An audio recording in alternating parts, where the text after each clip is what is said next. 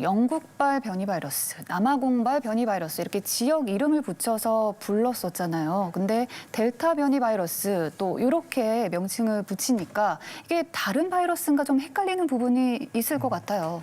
네, 사실 지역의 이름을 붙여서 명칭했던 게 공식 명칭은 아니었었죠. 네. 그런데 그 바이러스들이 처음에 확인되었었던, 유래했었던 곳들을 저희가 이제 알기 쉽게 그 지역명을 붙여서 불렀던 것이죠.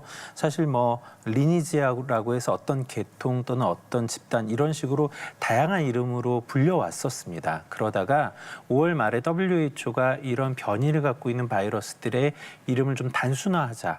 그래서 이렇게 단순한 소문자로 이제 붙여서 이름을 붙이게 되었고요.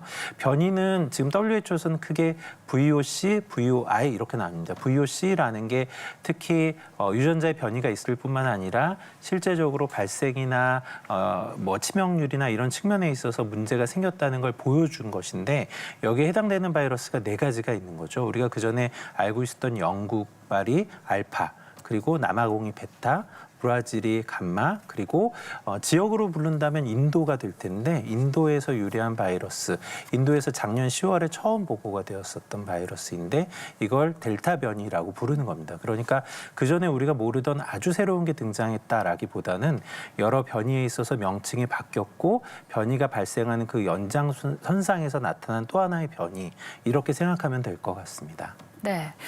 그럼 델타 변이 바이러스가 과연 무엇인지 영상 보시고 다시 이야기 나눠보겠습니다. 2019년 12월 처음 발견된 코로나19 바이러스. 이 바이러스는 전 세계를 휩쓸며 다양한 변이 바이러스를 만들어내고 있다. 델타 변이 바이러스는 작년 말 인도에서 발견되었다.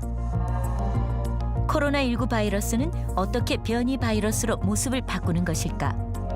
인체에 침입한 코로나19 바이러스는 우리 세포를 이용해 자신의 유전 정보를 복제한 다량의 바이러스를 만든다.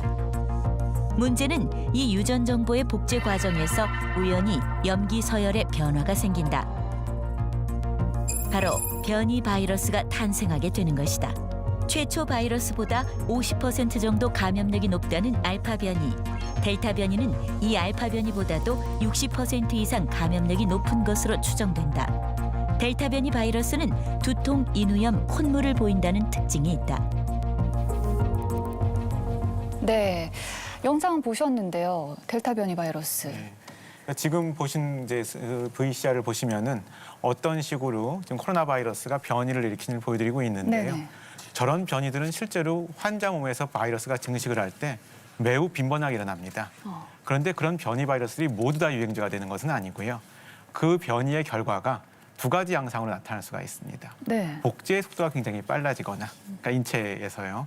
또 하나는 중화항체로부터 회피하는 능력이 굉장히 강하거나, 그러니까 결국은 궁극적으로는 바이러스한테 이득이 되는 그런 바이러스들이 끝까지 살아남아서 오히려 이제 변이 바이러스로 유행을 하게 되는 것인데요.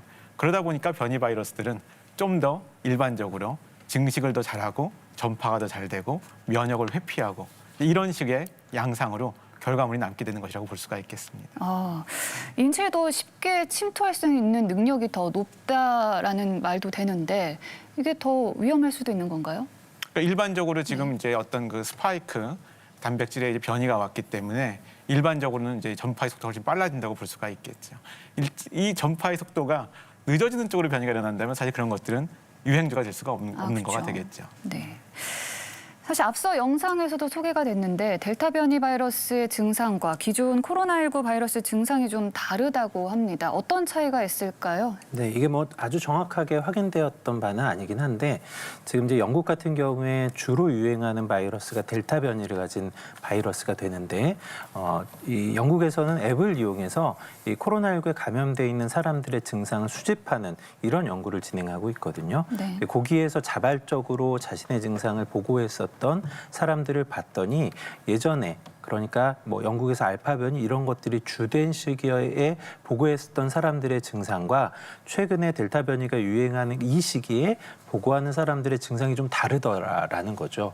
제일 크게 달랐던 게 그전에는 후각 이상이 굉장히 중요한 증상이라고 우리가 알고 있었는데 이 후각 이상이 있다고 체크하는 사람들의 비율이 많이 낮아졌다는 거예요. 그리고 상대적으로 그전에 우리가 감기처럼 생각했었던 뭐 기침, 인후통 이런 것들을 콧물 이런 것들을 주된 증상으로 표시했던 사람들이 많았다라는 거죠. 그래서 이전과는 증상의 양상도 조금 달라지고 있는 것이 아닌가 추정을 하고 있습니다.